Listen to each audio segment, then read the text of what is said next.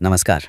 आज हम Larsen and Toubro मतलब एल&टी की जो 2025 की फ्रेशर भर्ती प्रक्रिया है उस पर थोड़ी विस्तार से बात कर रहे हैं। हमारे पास जो जानकारी है वो खास तौर पर 2023, 2024 और 2025 बैच के जो ग्रेजुएट्स और पोस्ट ग्रेजुएट्स हैं उन पर फोकस्ड है। तो कोशिश यही है कि समझें कि एल&टी फ्रेशर्स के लिए कौन कौन से खास मौके मतलब कौन सी वैकेंसीज ला रहा है इस बार। चलिए देखते हैं क्या जानकारी मिली है। तो सुनने में आ रहा है कि एल&टी पूरे भारत में अलग अलग लोकेशंस पर फ्रेशर्स ढूंढ रहा है। ये वही 2023 से 25 वाले बैच हैं। कई तरह की भूमिकाएं हैं। हाँ बिल्कुल। और एल&टी तो आपको पता ही है, भारत की बहुत बड़ी मल्टीनेशनल कंपनी है। इंजीनियरिंग, कंस्ट्रक्शन, आईटी, फाइनेंस, कई फील्ड्स में काम करती है। और जैसा आपने कहा, ये भर्तियां सिर्फ किसी एक शहर में नहीं है, पूरे भारत में फैली हुई हैं। तो मतलब स्कोप काफी बड़ा है फ्रेशर्स के लिए। अच्छा, तो ये तो बहुत अच्छी बात है।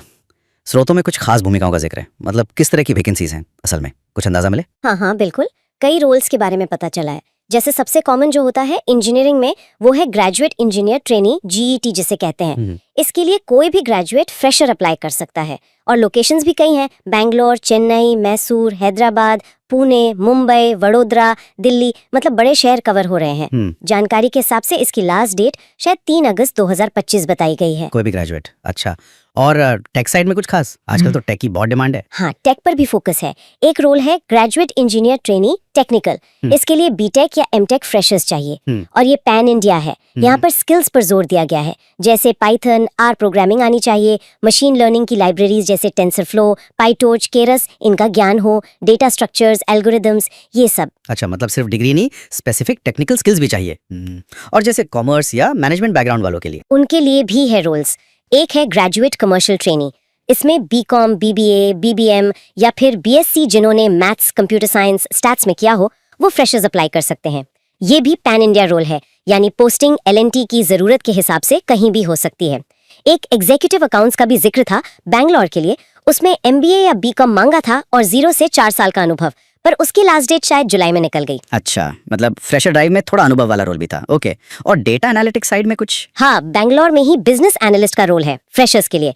यहाँ पर स्किल्स मांगी गई हैं, जैसे इंजन डेटा एनालिटिक्स, बड़ा डेटा हैंडल करना और पावर BI में रिपोर्ट्स बनाना। Power BI। हाँ, और इसी तरह पवई में सॉफ्टवेयर इंजीनियर का पद है।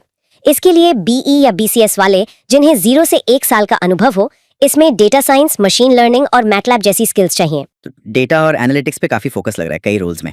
अच्छा, और डिप्लोमा वालों के लिए भी कुछ है? हाँ जी, उनके लिए भी बताया गया है। वडोदरा में डिप्लोमा मैकेनिकल इंजीनियरिंग के लिए मौके हैं 2022 से 24 बैच के फ्रेशर्स के लिए।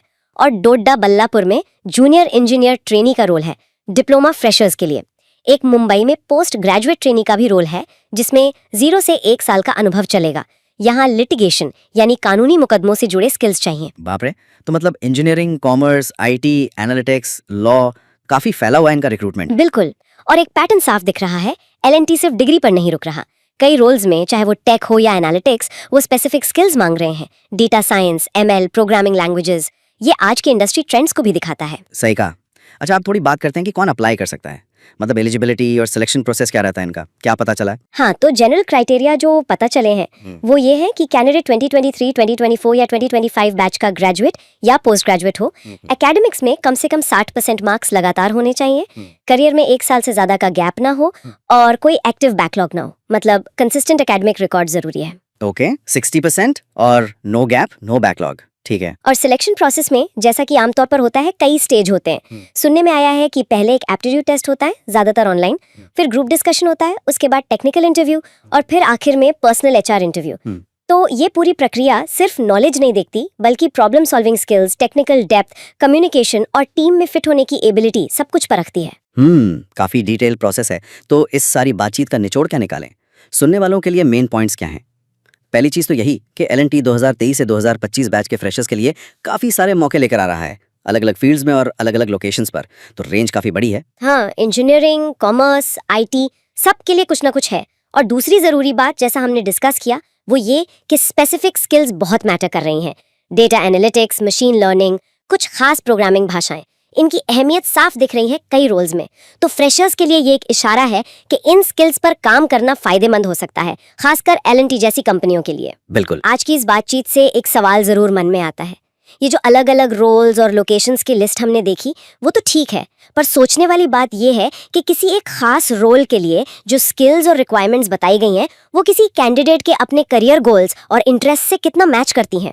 सिर्फ वैकेंसी देखना काफी नहीं है, ये भी देखना जरूरी है कि क्या वो रोल वाकई आपके लिए सही फिट है। और हाँ, सबसे पक्की और डिटेल जानकारी के लिए तो हमेशा official L&T career page larsenandtubro.com ही देखना चाहिए।